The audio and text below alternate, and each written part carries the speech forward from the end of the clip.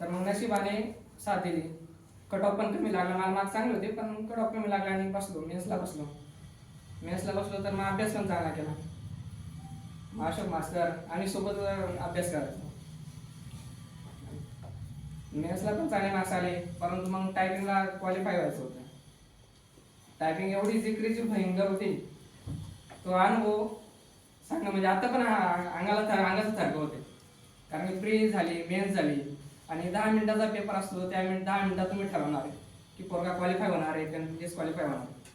तर ते टायपिंग देत होतो मी, तर टायपिंगला माझे हात थरथर करत होते एकदम, आणि थरथर हात थरथर थांबतच नव्हतो.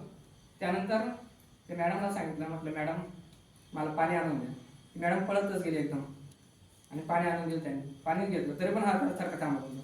अक्षरशः डोळ्यातून आसूही चालू होते.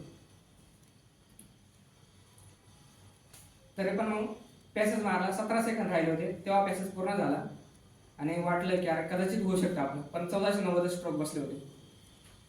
पृथ्वीचे काय 1500 प्लस मायनस 2 असे काहीतरी बसले होते. 1502 असे काहीतरी.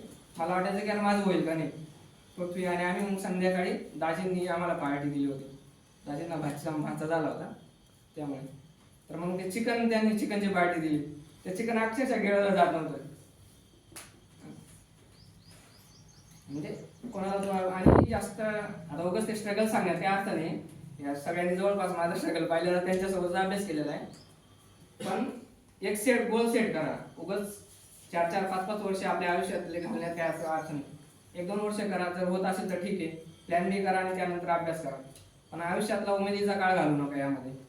MPSC हे सर्व काही नाही. एवढं सांगून थांबतो. धन्यवाद.